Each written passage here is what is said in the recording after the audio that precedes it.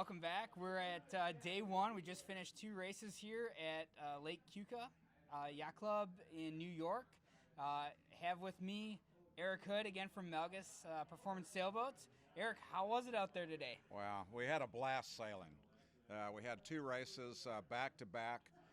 Breeze was anywhere from about 9 to about 15. Most of the time it was in the 13 range, right in there, and it was fun. We had about half the teams had crews and half didn't. I went with a crew myself. I found myself in some down wind speed conditions, but it was really just right at that changing point for people. And so I know the single-handed sailors were very happy. They won the races today, so that kind of points towards that a little bit. But it was really good. Consistent sailing. The first race, extremely steady, top to bottom. We did WA3s, so we had a 5-legged course, 3 windward legs, finishing upwind. First race, we were 1.2 miles on the first windward leg. Then they shortened 4/10, and then we did the next 4 like that. Right. The second race was a little bit shorter, and really only the 5th leg of the second race was the only one that was a little sketchy. We had a big 40-degree shift come through. And right. That ate a lot of people up. Well, I know. I was in 4th past halfway up, and I ended up 22nd. But it made some other people in other positions in the race course in race 2 extremely happy. Right. They came in on the left, and if you've been here in Keuka, you get a little bit of a north-northwest breeze, and all of a sudden you can get some big lifts coming off the hill, and that's what happened. And that's sailboat racing, but it made it fun for everybody, because if you look at the scores, and you'll see the scores posted online, the teams putting them all up for you, they're all over the map. There's only 2 or 3 people that have really low scores, and the rest of us have a kind of a big race in there somewhere. Just a quick recap. Bruce Rosenheimer from Pine Lake is winning. He's a Grand Master, fantastic sailor. We love having Bruce in our class, great seaboat sailor who's joined the MCs. Absolutely. Ted Keller, one of our teachers in the class and professional sailors, doing a great job. He's in second. He's a kid. He's a young master. So he's trying to steal the candy. So He's Bruce, still older. Bruce, hang in there, buddy. You got to take care of this for us. Matt Fisher, we didn't really say this yesterday. I said there were 4 national champions.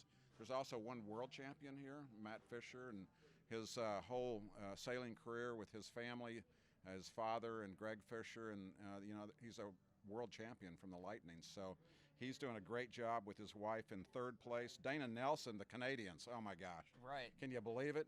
First the basketball, Toronto Raptors, and now they're trying to steal the candy in MCs. Not going to happen, Dana. But Yeah. you're sailing well. Dana's sailing well. Way to go, well. Canada. Scott Hairstead. Oh my gosh. He's in 5th. He won a race this morning, y'all, by a 1/4 mile. That first race was impressive, and you could see it right off the start where he shot out of a cannon and was up in front. He never lost the lead. Yeah. Every single leg, he just gained a little bit more and a little bit more. And how did that happen? Well, I think basically what happened, the breeze was really steady. It was pretty windy, his top end for him, but the fact that he had such a good start, what he did was he was about 2/3 the way down the line. He tacked to port immediately. Mm-hmm. And a lot of us, like I was pinned out by a boat, I won't mention his name. No, I'm not going to mention his name. You know who you are. Yeah, you know who you are. Stayed on starboard, and we were exactly 90 degrees to the mark. This massive shift came through right at the start, and Scott tacked immediately. You all saw it. We've got it in pictures. You'll see a lot of the pictures. And he jumped out about 100 yards in the first, I'd say, 60 seconds on everybody. Right. And that put him in a position to where he could pick and choose without any hindrance. Right. And the rich get richer when that happens in sailboat racing. So way to go, Scott, on that first race. Hey, Don Brush, 1711, did really well. He's sailing very well. Yeah, extremely well. He's in 6th place. Local favorite, hero, Bob Cole, is next. He's doing well. Glenn Walburn from Spring Lake is next. Kurt Stadell from Atlanta, Georgia. Richard Blake from Columbus, Ohio. Noel Newman from Upper Minnetonka.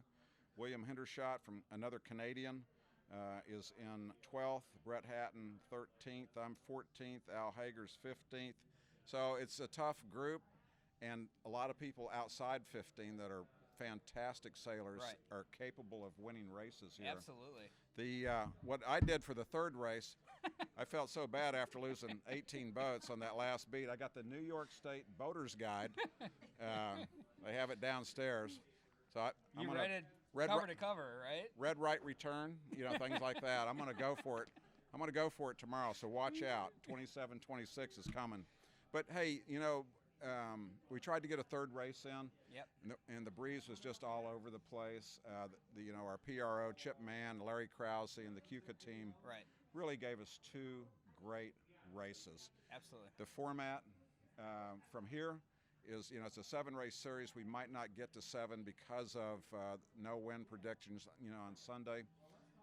We'll see 3 races tomorrow for sure. They're predicting 10 to 13, so we're excited. Yeah.